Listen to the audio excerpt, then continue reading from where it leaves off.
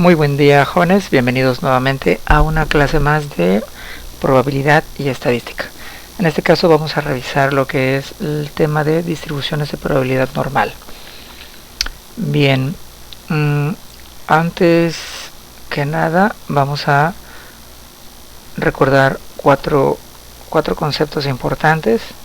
El primero es el concepto de variable aleatoria. Nosotros ya habíamos estado trabajando anteriormente con esto, con la distribución binomial y de Poisson. La variable aleatoria entonces es una variable que tiene un valor numérico único determinado por el azar para cada resultado de algún procedimiento. Recordemos que teníamos una tabla más o menos parecida, donde teníamos el valor de la variable aleatoria y cada valor tiene un valor numérico único, es decir, un valor de probabilidad asociado, etcétera. Entonces tenemos de esta manera nuestras distribuciones de probabilidad, sobre todo las discretas.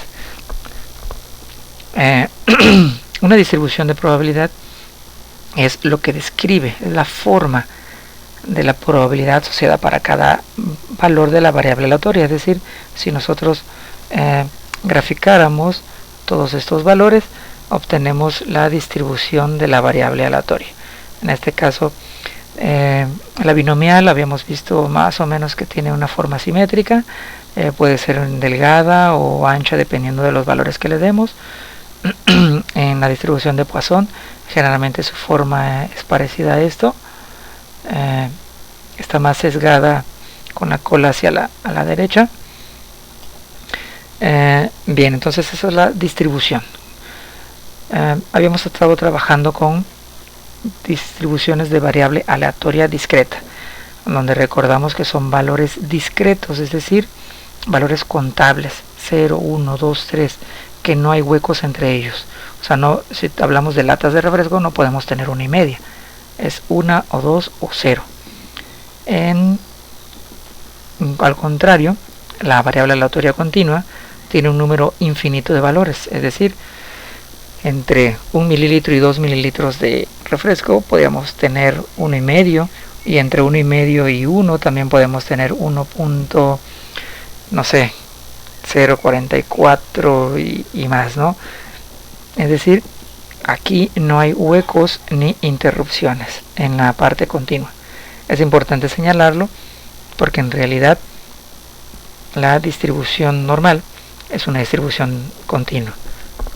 Bien, entonces tenemos una distribución continua, una variable que al graficarla tengo una distribución simétrica y en forma de campana, y además se pueda determinar con esta fórmula. Entonces tenemos una distribución normal. La fórmula es importante nada más notar que está pues determinada por tres valores importantes: el valor de la variable, la media y la desviación estándar. Son los tres únicos valores por los cuales depende la distribución. Bien, la forma ya la conocemos, es la clásica forma de campana, simétrica. Esa es la distribución normal. Entonces, recordando un poquito en el video documental de la BBC, La alegría de la estadística, vamos a escuchar solamente un par de minutos.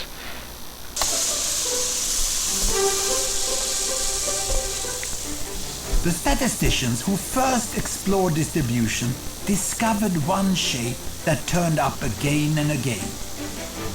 The Victorian scholar Francis Galton was so fascinated, he built a machine that could reproduce it, and he found it fitted so many different sets of measurements that he named it the normal distribution. Whether it was people's arm spans, lung capacities, or even their exam results, the normal distribution shape recurred time and time again. Other statisticians soon found many other regular shapes, each produced by a particular kind of natural or social processes. And every statistician has their favorite. Bien, lo que nos recuerda el documental es que la distribución normal aparece en una infinidad de medidas. Pueden ser la medida de los brazos, capacidad pulmonar, también tiene que ver con la ley de los gases y un montón de cosas, ¿no? Entonces la distribución normal aparece casi siempre en mediciones. De ahí viene el nombre de normal. Entonces, para entender qué es lo que vamos a hacer con esto, cómo calcular algunas cosas, primero tenemos que ver la distribución normal estándar. Es decir, es la distribución por defecto, la distribución pues estándar. Las características que la definen son, aparte de la forma, es que la media es 0 y la desviación estándar es 1. Es decir, son los parámetros específicos de una distribución clásica, la distribución clásica normal. Claro, estos dos valores pueden variar, y dependiendo de esa variación, entonces tenemos una distribución normal probablemente un poco más corrida hacia la derecha o hacia la izquierda, o un poquito más amplia, etc. Por mencionar algunas características, entonces, además de tener media 0 y desviación estándar 1, recordemos que una distribución simétrica pues tiene la media, la moda y la mediana en la misma posición. En este caso la media, si tomamos que es 0, pues estaría por aquí. Algo particular e interesante entonces es que el eje de las X tenemos a las puntuaciones Z. Recordando, la puntuación Z es la posición de cada valor respecto a la media. Entonces, si tenemos un valor más o menos por aquí, entonces ese valor estará a una desviación estándar arriba de la media. Y lo mismo del otro lado, un valor en este punto estará a menos una desviación debajo de la media. Al igual que trabajamos con las distribuciones discretas, donde todas las barras o cada valor de la variable aleatoria sumados todos en conjunto tenía que dar un 1, lo mismo tenemos para las distribuciones continuas, solo que en este caso, al ser una distribución continua, solamente tenemos una línea, no tenemos barritas. El área debajo de la curva entonces tendrá que sumar un 1. Bien, ¿de dónde viene esto? Me voy a valer un poquito de algunas funciones que yo ya tengo específicas aquí. Por ejemplo, si tomamos una muestra de 50 valores de algún experimento que tengamos y los graficamos su distribución de probabilidad, podríamos tener algo más o menos como esto.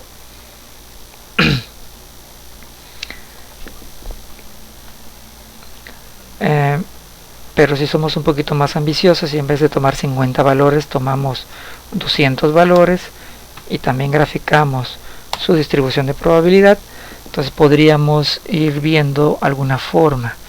Vamos a aumentar un poco más el número de datos. En vez de 200 voy a poner 1000 datos. Una gráfica de distribución de probabilidad más o menos se vería de esta manera.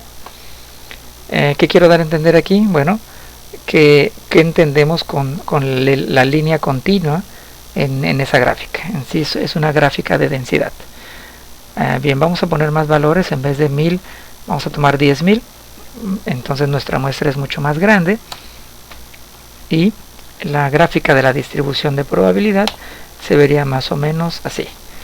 Entonces, tomando en cuenta que cada barrita puede ser un valor en las distribuciones de probabilidad discreta, entonces podemos ir calculando la probabilidad de cada valor solamente midiendo la altura de cada barrita. Pero bueno, al ser una distribución continua, pues no tendría mucho sentido calcular exactamente, por ejemplo, si aquí tenemos el número 7, la probabilidad de que sea un número 7 sabiendo de que en toda esta línea hay un número infinito de valores. Por lo tanto, si fuera una lotería, estoy comprando solo un número de un total de infinito. Entonces no tendría mucho caso calcular la probabilidad exacta de un solo valor, puesto que prácticamente sería cero. En las distribuciones continuas, entonces se calcula la probabilidad acumulada. Por ejemplo, de un valor a otro. Por ejemplo, si este fuera 7 a 8, por ejemplo, entonces estaríamos calculando el área que representa ese segmento. Entonces ese es el objetivo de las distribuciones continuas. No se trabaja de la misma manera. Bien, un poquito más, voy a aumentar a 500.000, perdón, a 50.000. Vamos a graficar. Entonces va tomando una forma mucho más conocida. Si tuviéramos una función, en este caso es la función de densidad, si yo graficara una función de línea aquí, tendríamos, veamos que la línea se va obedeciendo a la forma. Entonces, como ejemplo, tendríamos que la distribución continua sería toda la línea que rodea a esta gráfica. De ahí viene la función de densidad, es decir, qué tanto hay de un punto a otro, y calcular el área bajo la curva, y no necesariamente calcular la suma de cada una de las barritas, que en este caso representaría la probabilidad de cada valor de una variable aleatoria. Bien, ¿qué es de importante recalcar? Lo que vamos a calcular, entonces, les comentaba, son áreas. Ya no vamos a calcular valores específicos de probabilidades. En este caso, para calcular áreas, sabiendo que el eje de las X son los valores Z, entonces nos va a interesar saber en algún punto, por ejemplo en esta figura, cuál es el área sombreada hasta el punto Z dado. Entonces eso nos va a tocar hacer. Puede ser de esa manera, o también en algunos casos puede darse que necesitamos encontrar el área entre dos límites, es decir, entre un puntaje Z inferior y un puntaje Z superior, y tendremos que calcular el área entre esos dos puntos.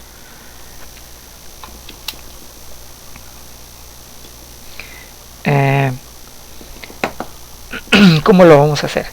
Bueno, de manera manual, cualquier libro de estadística cuenta con las tablas de las distribuciones.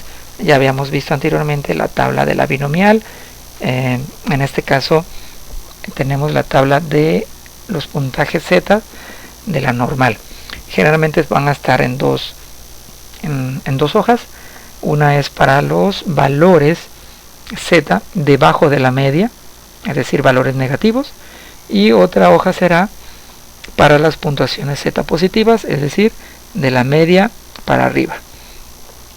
Algo que hay que recordar es que esta distribución continua, la distribución normal, ya las funciones que están creadas con cualquier software estadístico u hoja de cálculo, siempre nos dará el valor acumulado desde el inicio de la gráfica hasta un valor dado Z.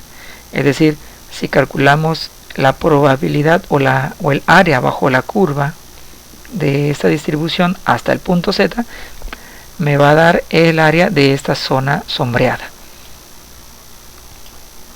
Si yo elijo un puntaje Z a la derecha o por encima de la media, vamos a calcular desde el inicio hasta ese valor. O sea, el área que me den las funciones o esta tabla va a ser el área acumulada siempre desde la izquierda hasta el punto Z dado. Recordando eso, entonces,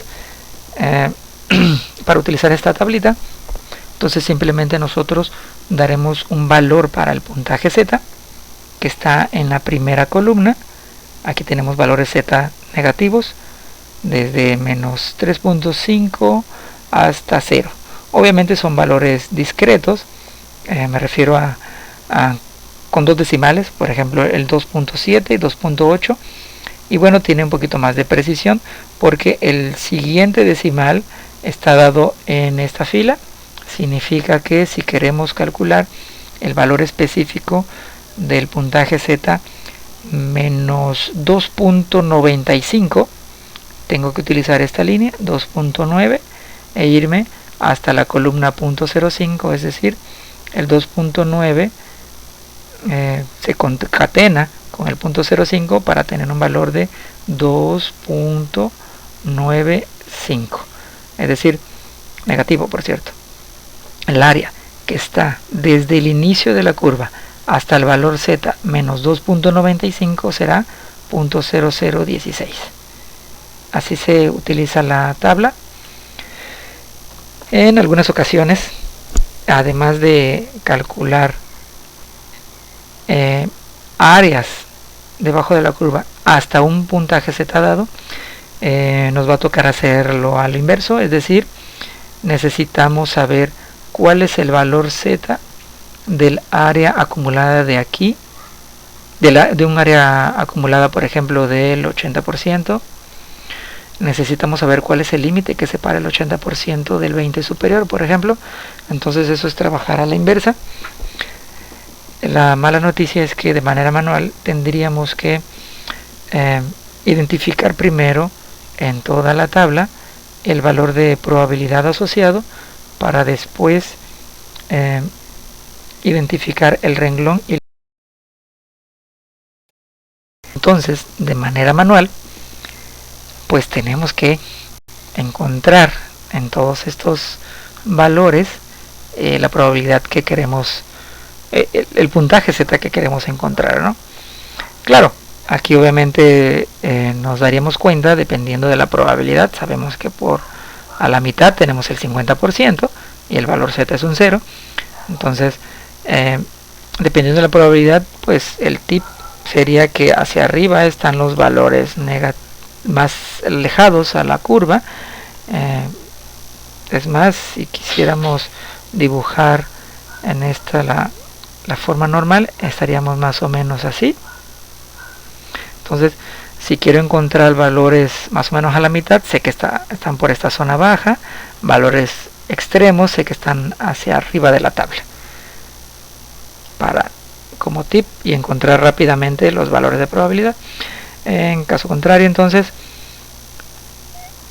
recordemos, vuelvo a repetir, que las áreas que nos dan estas funciones es desde la izquierda, desde el inicio de la gráfica hasta un puntaje z dado, y a la inversa, dependiendo de la probabilidad, encontrar un puntaje z. Bien, ¿cómo lo haríamos?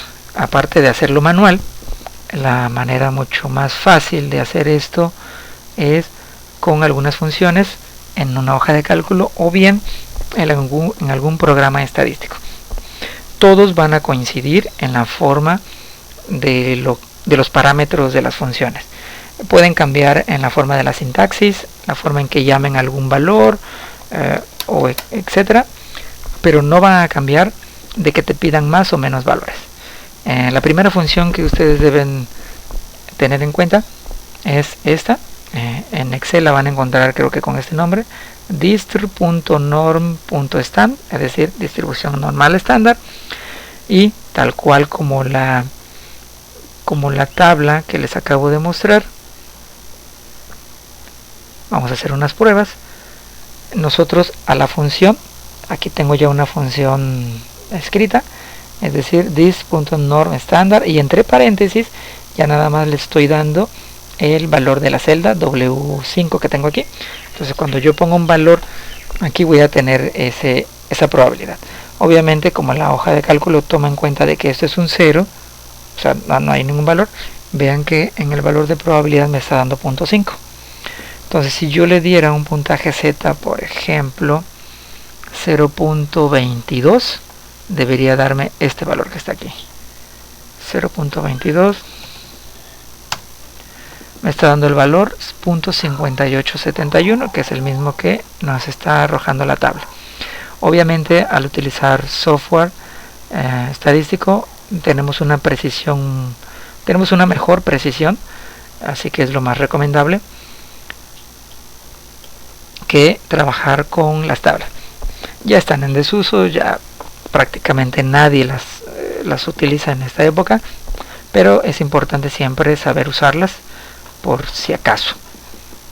En este caso, una puntuación Z negativa, vamos a darle como ejemplo este valor de aquí, menos 2.76. Si yo le doy el valor de negativo, menos 2.76, me está dando un valor de probabilidad de 0.0029. Es decir, les recomiendo estar utilizando siempre un software. Puede ser una hoja de cálculo, un software estadístico, e incluso también hay aplicaciones para teléfono que tienen estas funciones rápidas. Al contrario, cuando necesitamos calcular, esto es para calcular el área debajo de la curva, el área acumulada desde el inicio de la gráfica hasta un valor Z dado. Hay que diferenciar que el valor Z dado no es una probabilidad, es la distancia, es la posición del valor. Entonces, el área es el área acumulada de izquierda hasta ese valor. Y para cuando queremos hacer algo a la inversa, por ejemplo, si yo le diera el valor .0024, es decir, que vamos a dar otro valor, el valor 0023. Si yo quisiera saber cuál es el área asociada al puntaje Z 0023, quisiera saber si yo quisiera saber si esta área sombreada que está aquí de valor es 0.0023, quisiera saber cuál es el puntaje Z que separa a ese 0.23% inferior del superior. Entonces utilizaría yo la función inversa. En este caso se llama distr.nor.stand.imp y simplemente requiere un número. Vean que aquí la función me marca que solo necesito un número. De nuevo tengo asociado la celda W8 para que cuando yo tenga un valor aquí me dé el puntaje Z. Entonces vamos a darle el .0023 y me tiene que dar el valor Z asociado, el valor Z que separa a esta área inferior de la superior. Entonces 00.23, es decir, este valor que tengo sombreado aquí significa que es el puntaje Z menos 2.83, es este que está aquí. Obviamente vemos que tenemos mucho más precisión al usar software. Bien, con esto en mente ya podríamos responder algunos ejercicios con respecto a la distribución continua normal estándar, y más adelante veremos cómo se aplica esta distribución normal a problemas mucho más reales. Hasta aquí entonces es la explicación de la distribución normal estándar.